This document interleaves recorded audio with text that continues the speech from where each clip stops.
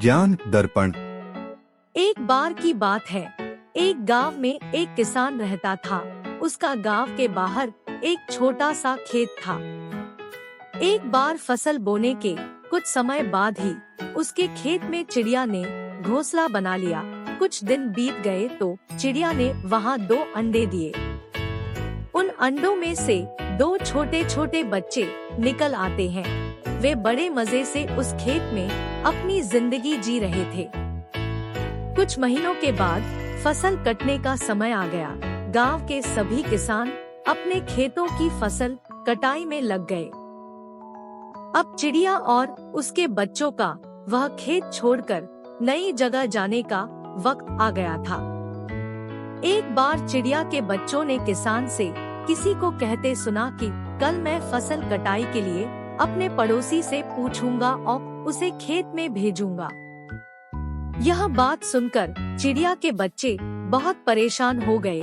उस वक्त चिड़िया कहीं दूसरी जगह गई थी। जब वह वापस आई तो बच्चों ने उसे किसान की बात बताते हुए कहा, माँ आज हमारा इस खेत में आखिरी दिन है। रात में हमें दूसरे स्थान के लिए यहाँ से निकलना पड़ेगा।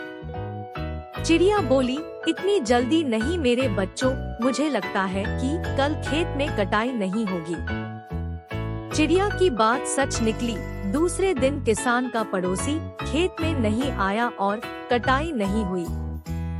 संध्या के समय किसान अपने खेत में आया और खेत को जैसे का तैसा देखकर बड़बड़ाने लगा।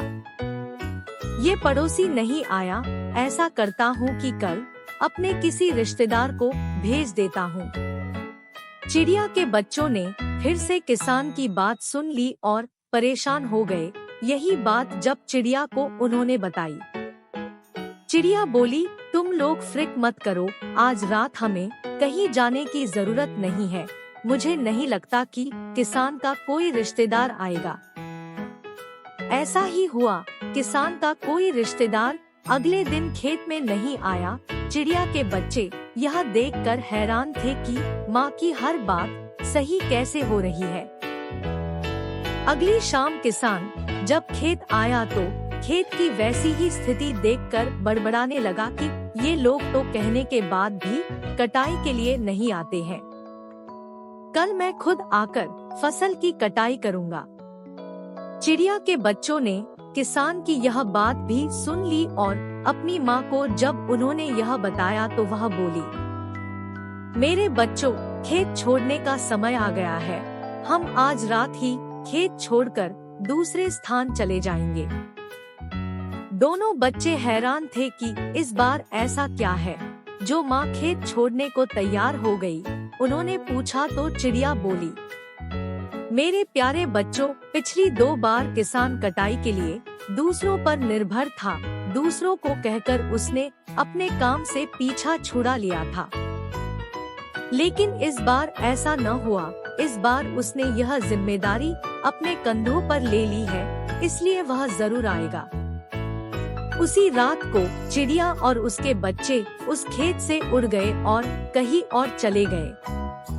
शिक्षा, दूसरों की सहायता लेने में कोई बुराई नहीं है, किंतु यदि आप समय पर काम शुरू करना चाहते हैं और चाहते हैं कि वह समय पर पूरा हो जाए, तो उस काम की जिम्मेदारी स्वयं लेनी होगी। दूसरे भी मदद उसी की करते हैं जो खुद अपनी मदद करता है।